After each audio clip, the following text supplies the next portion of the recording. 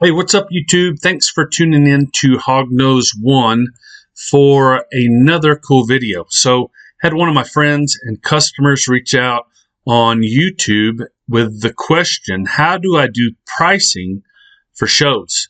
So, pricing for shows can be fairly similar to pricing online, but there's some other factors we have to consider. So, I'm going to answer that question first, then go into some really good nuggets for you to consider if you're thinking about vending your first show. I remember my first show I vended, and I had an absolute blast. And I don't know if it was for me, but it was pretty cool because I was able to make table.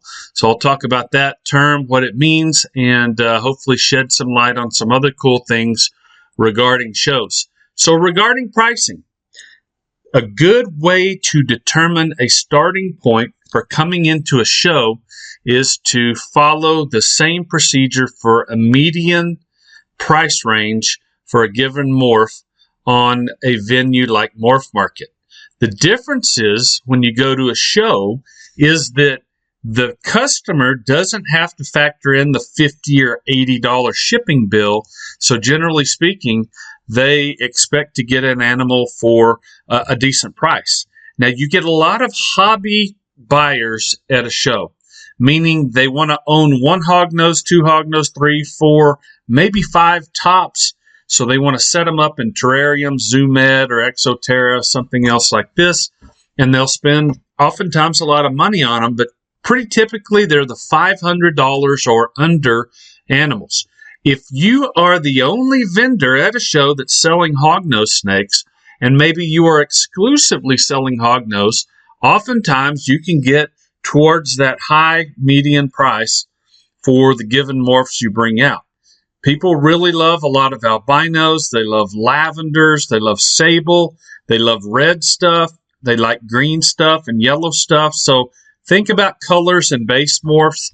Those are going to be hitting that market, hitting that demographic really well, folks that are coming in doing this. Now, if you've got competition, it doesn't hurt to just kind of know what your competition has and what kind of prices they may be looking at. So shows are always a funny thing. You really have to, I would say, go to one, set up and vend. You may sell one animal, you may sell nothing, but get your feet wet by trying out one show and then look at as many factors as you can for maybe why things didn't happen. So I went to a show in Daytona Beach in 22, and it was my first time to actually vend a show in a very, very long time. I forget what it was, like 12, 15 years. And I was frustrated because I am well known, and though I did, give out a lot of books and talk to a lot of people, my sales were very poor. So I talked to a bigger breeder after that, and I said, hey, man, what's the deal here? This show is terrible, It forked out like over $3,000 and on everything that week, and I was just so dejected after the thing was over. But the reality was, he said, number one, you definitely need to check your prices. He said, I came by your booth, and your listed prices were just way too high. And he told me that my competition was selling at a much better price just across the way. So competition is something that you have to consider.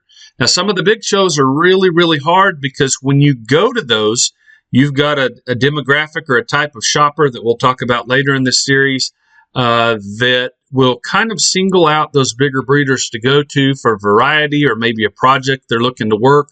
And you will not be able to tap into those sales just based on the lack of availability you've got. That's just another reality.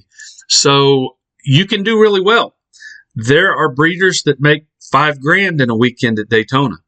There are breeders that make $40,000 in a weekend at Daytona. Yes, hognose breeders. So it just depends on a lot of factors, but one of the main factors is you have to have exposure. So I didn't have the same exposure those breeders had that have been going for 10, 12, 15 years. Every year they get loyal customers coming back. Every year people see their name on the roster and they're like, yep, I'm going to go check out and see what so-and-so business has. So we're going to break it up right now. That's going to be a wrap on this first part. Check out part 2. We may have 3 or 4 parts to this particular series. and hope that answered at least a few of your questions regarding how do I price for a show. Thanks for the like and subscribe, and I will catch you on the flip side.